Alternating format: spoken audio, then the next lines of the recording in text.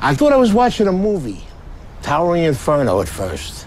And then I looked real close, and I noticed it was the World Trade Center. I was compelled, because I'm a type of person that can't stand by and watch other people suffer. And to me, they were suffering. They wanted to get off the island. And there was no way for them to get off the island other than the water. And I had noticed when I was watching the television, I saw a lot of, the ferries going up into the slips and taking people off. I said, fine, we could do the same thing.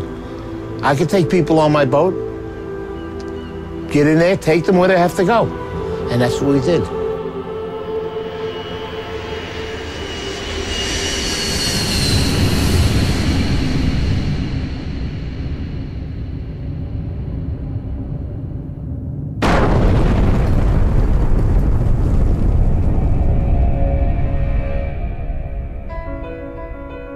On the morning of September 11th, when the towers came down, millions of people ran for safety.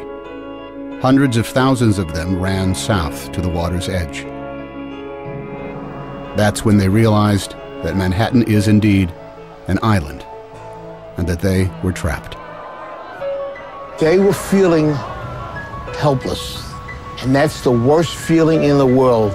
What was a person on the ground gonna do? Buildings were down. There were people laying under the rubble of the building. Firemen, civilians. My wife was there, and I turned around. I says, I've got to go do something. Just like that. And she looked at me. She says, what are you going to do, you maniac? I says, I'm going to take the amberjack up into the city and help. She says, but what if they're attacked again? I says, well, then that's something I have to live with. I says, I have to do what I have to do. I says, and nobody can stop me right now. Even if I save one person or I rescue one person, that's one person less that will suffer and die.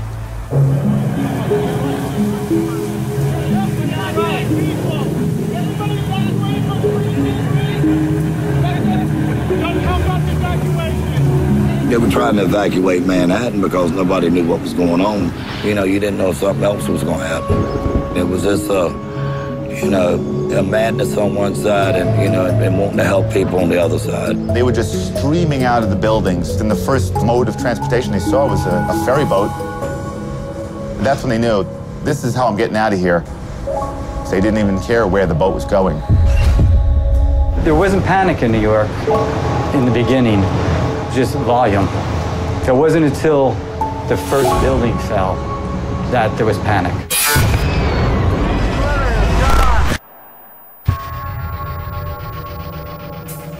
You heard the building go down, but we're in the slip, so we can't see it. That's when we started letting go, and then all of a sudden, engulfed. You couldn't see anything. People were actually jumping into the river and swimming out of Manhattan. Boats were very nearly running them over. Wait. These people wanted out of Manhattan no matter any way they could. Somebody wants you to go over there. Every mode of transportation out of Manhattan was shut down. All the subways were shut. The tunnels were all closed. They closed the bridges. They closed everything immediately. Boats, usually an afterthought in most New Yorkers' minds, were for the first time in over a century the only way in or out of Lower Manhattan. We're going to start evacuating people. Anybody can get over here, we're going to evacuate them. The process that actually had already started. There were some boats that were grabbing people, that people were lined up at the walls. On the left. It's just human nature. You see people in distress on the seawall in Manhattan begging you to pick them up. You have to pick them up. They didn't know what was going on. They seen the building getting hit with these two planes. As far as they was concerned, we were being bombed. I was wondering if they were going to come on the boat, if they had people with bombs, or if they were going to come on. We're a big orange target in the middle of that harbor. My job is to keep the boat safe, my passengers safe, my crew safe. Everybody was in shock, running around. They didn't want to leave their families. They had loved ones running around the city. Everybody has a baby! Nobody has it! There was one guy ran from the apron and jumped onto the boat. He grabbed onto the metal, climbed up right next to the pilot. So I'm going out there to say something. He slides down to the next deck. So the deckhands get him and go, what are you doing? He goes, I'm jumping for my life. So, you couldn't argue with him there.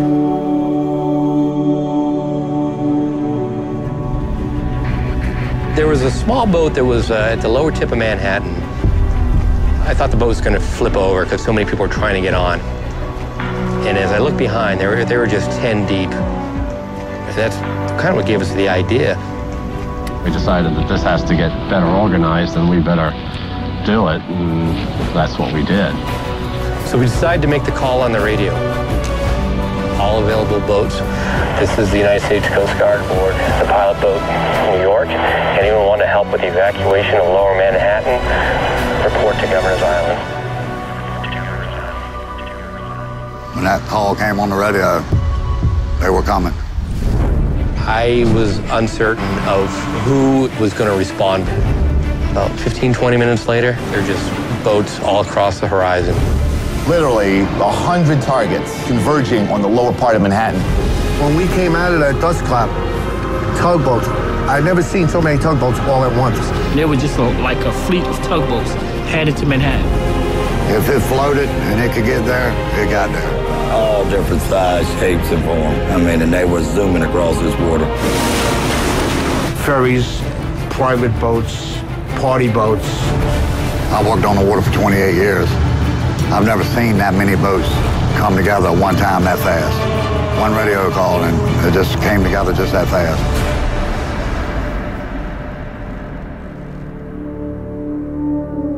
Hundreds of boats converged on the city, leaving the sun-bathed harbor behind them. Dead ahead, the unknown. That was something I won't forget. It was just low, dark, acrid, black smoke. It's like there was a big chimney in Manhattan. When we pulled into Pier 11, the dust was unbelievable. And then out of nowhere, you just kept on seeing people coming.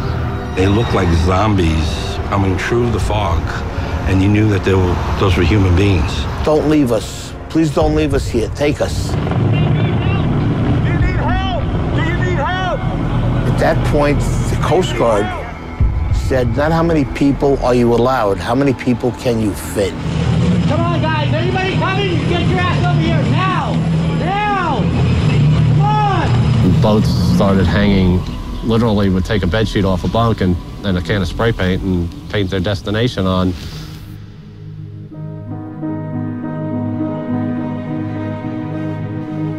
Some of these people never been in the water, never been on a boat before.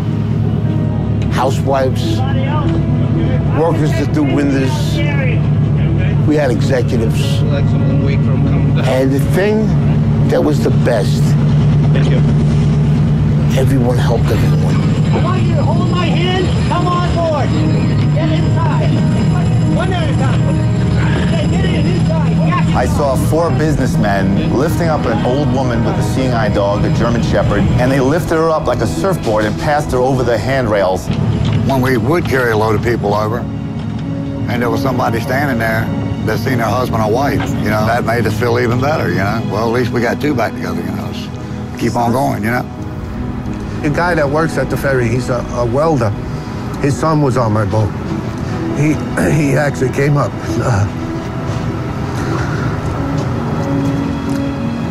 He thanked me. We went back and forth all day long, carrying boatloads, as many as our boat would hold. And it was a lot of people. A lot of people. You couldn't have planned nothing to happen that fast, that quick. No training. This was just people doing what they had to do that day. You forget all about what you're supposed to do, what they teach you in school, and you say, you know what? Morally, this is the right way to go, and deep down, this is what I'm gonna do. Average people. They stepped up, and when they needed to, they showed me, when the American people need to come together and pull together, they will do it.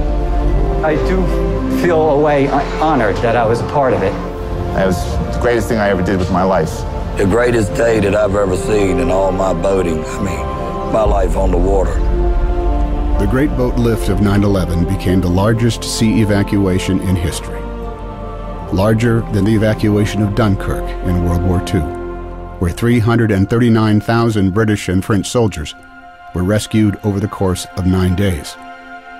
On 9/11, nearly 500,000 civilians were rescued from Manhattan by boat. It took less than 9 hours.